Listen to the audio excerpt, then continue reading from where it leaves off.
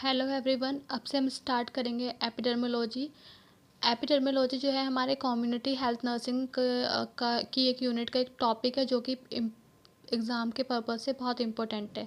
तो स्टार्ट करते हैं। इसमें हम डिस्कस करेंगे introduction, definition, uses and methods of epidemiology. तो स्टार्ट करते हैं इंट्रोडक्शन से। इंट्रोडक्शन में क्या है कि जो एपिडर्मोलॉजी होता है वो हमारे ग्रीक वर्ड से डराइव है, जिसका मतलब होता है एपिडेमिक। ठीक है। अब एपी मीन्स होता है हमारा अप ऑन, डेमोज मीन्स होता है प्यूपल, लोगस मीन्स होता है स्टडी। मतलब एपिडेमियोलॉजिस्ट का मतलब ये हुआ कि हम क्या करते हैं कि ह्यूमंस में जो डिजीज कंडीशंस हो रही हैं उनके बारे में स्टडी करते हैं। ठीक है। अब इसकी स्पेसिफिक डेफिनेशन देख लेते हैं जो कि किसने दी थी, जॉन एम लास्ट ने दी थी 1988 में। इन्होंने बताया कि जो हमारी एपिडेमियोलॉजी क्या है, हमारी स्टडी है जिसमें हम क्या करते हैं, डिस्ट्रीब्यूशन और डिटर्मिनेशन ऑफ हेल्थ करते हैं या फिर हेल्थ रिलेटेड इवेंट्स स्टेटस को करते हैं एक स्पेसिफिक पॉपुलेशन में।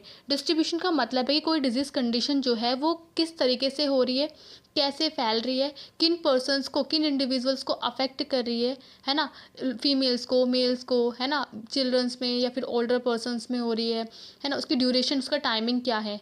ठीक है। और डिटर्मिनेंट्स का मतलब है कि उसका कॉज क्या है, मतलब अगर इन्हीं पर्सन में हो रही है तो उसकी कॉज क्या है, उसका रिस्क फैक्टर क्या है कि उन पर्सन्स में ही क्यों हो रही है। तो ये हम फाइंड आउट स्टडी करते हैं इसके बारे में इन एपिडर्मोलॉजी। और उसी के बाद हम क्या करते हैं, इस स्टडी को अप्लाई करते हैं ताकि हम क्या कर सकें, जो भी हेल्थ प्रॉब्लम है उनको कंट्रोल कर सके। कैसे, by the help of vaccination, preventions, है ना, ये सब चीज़ों से हम क्या कर सकते हैं, उन हेल्थ प्रॉब्लम्स को कंट्रोल कर सकते हैं। अब हम देखेंगे यूजेस ऑफ एपिडर्मिलोसिस। तो यूजेस के लिए सबसे पहले आता है कि हम क्या करते हैं, जो भी डिजीज़ कंडीशन जो है, कोई भी डिजीज़ है किसी स्पेसिफिक पॉपुलेशन में अराइज हो रही है तो वो किस तरीके से अराइज हो रही है, उसके पीछे हिस्ट्री क्या है, इसके बारे में हम स्टडी करते हैं। ठीक है। हम क्या करते हैं कि इसमें हम टाइम, है ना, डिजीज़ की और किन पर्सन को ज़्यादा अफेक्ट कर रही है ये पता लगाते हैं।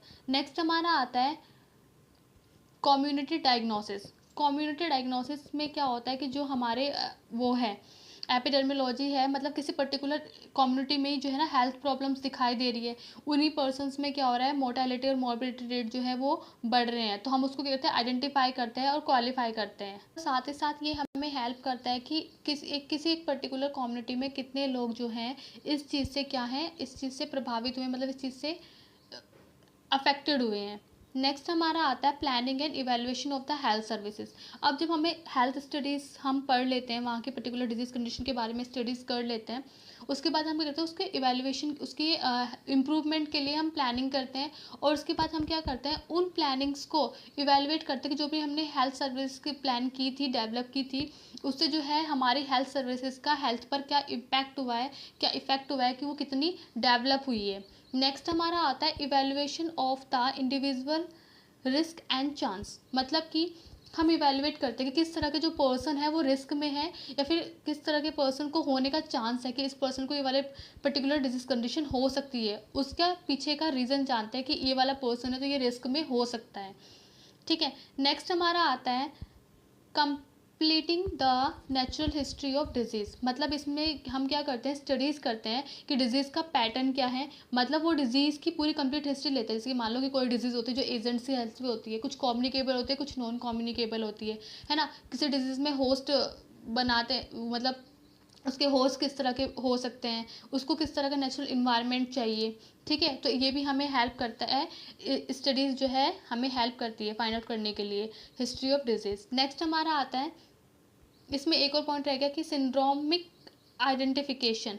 सिंड्रोमिक आइडेंटिफिकेशन का मतलब ये कि हम क्या करेंगे कि किसी पर्टिकुलर इंडिविजुअल पेशेंट में कोई सिम्टम्स फाइंड हो रहे हैं उससे एसोसिएटेड, तो हम क्या करेंगे, यहाँ पर भी वो जो सिम्टम्स हैं वो हम उनको कंपेरिजन करेंगे उन सिम्टम्स का और उनको आइडेंटिफाई करेंगे और उनको क्रॉस मैच करेंगे। ठीक है, सिम्टम्स को। और हमारा आ सकता है search for the causing and risk factor. हम क्या करेंगे, सर्च करेंगे कि मतलब कोई भी जो डिजीज़ कंडीशन है उसका कॉज क्या है, रिस्क फैक्टर्स क्या है, ये भी हमें स्टडी करने में हेल्प करता है, रिसर्च करने में हेल्प करता है। बाकी और आप पढ़ सकते हैं occurrence and distribution of the disease in a community, कि उस डिजीज़, वो जो डिजीज़ कंडीशन है उसका अकरेंस क्या है उसके बारे में पढ़ते हैं, है ना, वो कब किस पर्सन्स को हो रही है, क्या ड्यूरेशन है, क्या पैटर्न है डिजीज़ कंडीशन का, ये पढ़ते हैं। फिर बाकी हम पढ़ते हैं, आइडेंटिफाई करते हैं डिटर्मिनेंट्स। डिटर्मिनेंट्स का मतलब है कि क्या कोज है डिजीज कंडीशन का।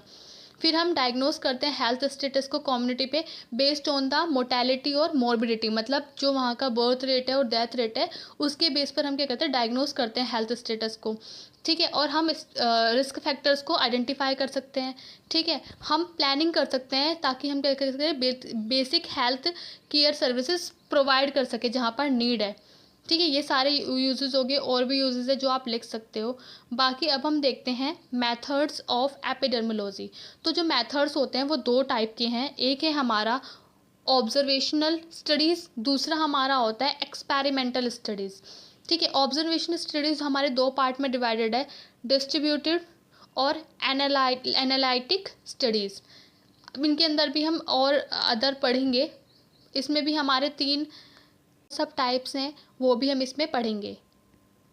तो सबसे पहले हम देखेंगे ऑब्जर्वेशनल स्टडीज़। ऑब्जर्वेशनल स्टडीज़ में क्या होता है, ये हमारे एक एपिडेमियोलॉजिस्ट स्टडी है, लॉजिकल स्टडीज़ में क्या होता है, जो हमारा इन्वेंटर है, मतलब जो हमारा ऑब्जर्व कर रहा है इस चीज़ को, इसके बारे में स्टडी कर रहा है, वो क्या करता है, सिर्फ ऑब्जर्व करता है उस नेचुरल कंडीशन, नेचुरल इवेंट्स को, उसमें अपने आप से कोई भी मैनिपुलेशन, मतलब कोई भी चेंज या कोई भी वेरिएशन नहीं करता है, अपने आप से क्या करता है, उसमें उसको स्टडी करता है।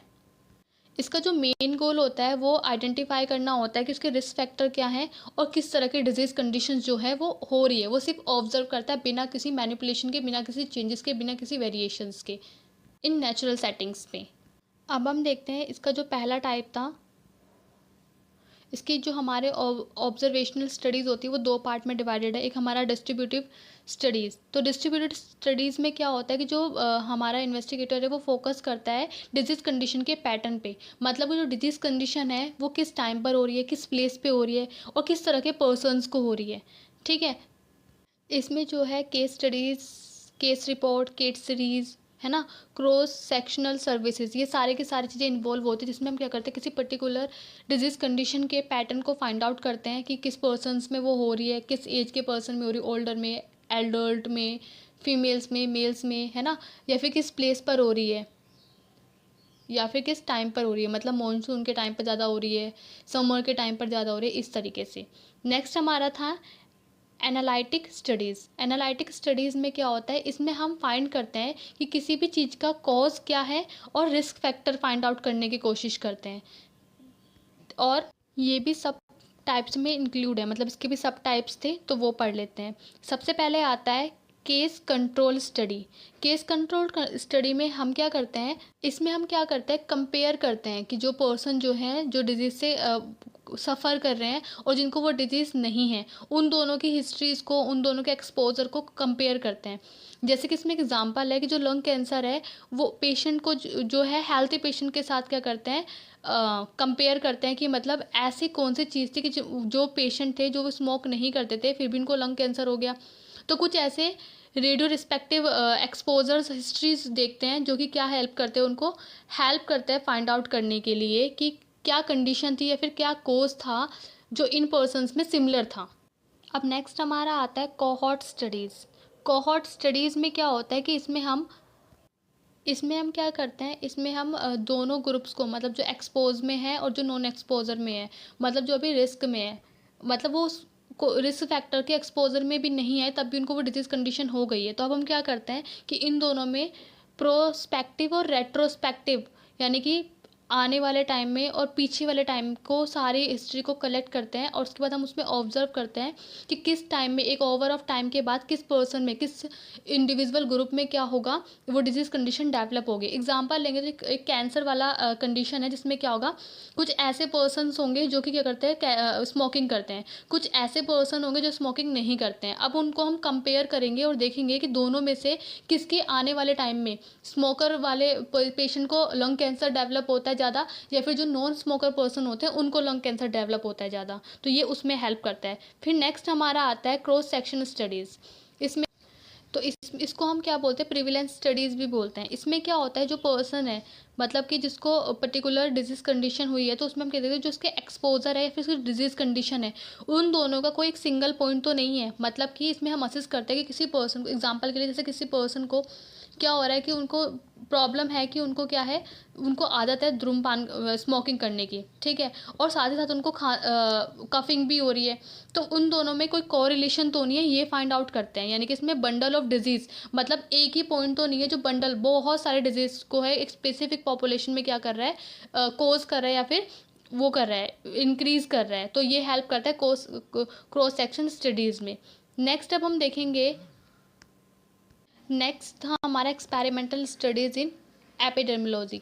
इसमें क्या होता है कि जो भी हमारा इन्वेस्टिगेटर होता है वो क्या करता है, हमारा एक एक्टिवली इसमें पार्टिसिपेट करता है और एक इवेंट्स क्रिएट करता है जिसमें वो क्या इंट्रोड्यूस करता है ताकि वो क्या कर सके, किसी पर्टिकुलर डिजीज़ कंडीशन का ट्रीटमेंट या फिर कोई एक नई जो चीज़ अफेक्ट कर रही है, जो कि कोज कर रही है डिजीज़ कंडीशंस को, उस चीज़ की स्टडी करता है, ठीक है। इसको हम इंटरवेंशनल स्टडीज़ भी बोलते हैं और क्लिनिकल फील्ड ट्रायल्स भी बोलते हैं। इसमें हमारा सबसे पहले आता है randomise control trials. Randomise control trial में इसमें क्या होता है, रैंडमली दो ग्रुप को क्या करते हैं, दो या दो से ज़्यादा ग्रुप को पार्टिसिपेट कराते हैं। इसमें क्या होता है, एक ग्रुप होता है हमारा एक्सपेरिमेंटल ग्रुप, दूसरा होता है हमारा कंट्रोल ग्रुप। एक्सपेरिमेंटल ग्रुप क्या करता है, वो जो हमारा उसमें खुद इंट्रोड्यूस कराता है, हमारा जो भी वो है इन्वेस्टिगेशन कर रहा है इस चीज़ के ऊपर, वो उसको खुद ही इंट्रोड्यूस कराएगा। और कंट्रोल ग्रुप क्या करता है, उस इन्वेस्टिगेशन को रिसीव करता है। आप देखते हैं तो इसमें हम क्या करते हैं, इसमें एग्जांपल है, मान लो कोई न्यू वैक्सीन आई है, तो जो हमने ग्रुप सेलेक्ट किया है हम उसमें क्या करेंगे, उस वैक्सीन को इंट्रोड्यूस करेंगे, बाकी में इंट्रोड्यूस नहीं करेंगे। तो इससे हमें पता लग जाएगा कि उस वैक्सीन का जो है ना किस तरीके से यूज़ है, वो इफेक्टिव है या नहीं है। नेक्स्ट हमारा आता है फील्ड ट्रायल। इसमें हम क्या करते हैं, जो हेल्थी पीपल्स हैं उनके ऊपर ये टेस्ट करते हैं। जैसे कि कोई वैक्सीन का टेस्ट हो गया, पोलियो वैक्सीन है, ओरल पोलियो वैक्सीन जो है पूरी कम्युनिटी, एक स्पेसिफिक कम्युनिटी के अंदर करते हैं। इसमें क्या होता है, जो ओरल पोलियो वैक्सीन थी वो सारे बच्चों में देते हैं, जो हेल्दी होते हैं उनमें भी और जो अनहेल्दी होते हैं उनमें भी। तो ये एक तरह से क्या होता है, हमारा फील्ड ट्रायल्स होता है। नेक्स्ट हमारा आता है कम्युनिटी ट्रायल। कम्युनिटी ट्रायल में क्या होता है कि इसमें जो इन्वेस्टिगेट करते हैं वो एक कम्युनिटी, पूरी कम्युनिटी को इन्वेस्टिगेट करते हैं और पूरे ग्रुप को इन्वेस्टिगेट करते हैं, किसी एक पर्टिकुलर इंडिविजुअल की बात नहीं कर रहे। ये जो है हमारा कम्युनिटी ट्रायल जो है हमारे पब्लिक हेल्थ प्रोग्राम में यूज़ किया जाता है। जैसे कि इसमें एग्जांपल दे रखा है कि जैसे जो इसको कैसे समझेंगे कि जो हमारा मान लो कि फ्लोराइड ड्रिंक वाटर है वो हेल्प कर रहा है डेंटल कैरीज से प्रिवेंट करने में। तो हम क्या करेंगे, उस पर्टिकुलर पूरी कम्युनिटी में ही देखेंगे कि, क्योंकि पूरी कम्युनिटी को क्या सप्लाई करेंगे हम, फ्लोराइड ड्रिंक वाटर सप्लाई करेंगे। फिर हमें आइडेंटिफाई करेंगे कि वो जो फ्लोराइड है वो सच में हेल्प कर रहा है या नहीं कर रहा है, सच में यूज़फुल है या नहीं है। तो ये था हमारा ओवरऑल एपिडेमियोलॉजिस के बारे में, जिसमें हमने डेफिनेशन पढ़ी और हमने यूजेस पढ़े, मेथड्स पढ़े, ठीक है। Now thank you for watching. If you like the video please share and subscribe.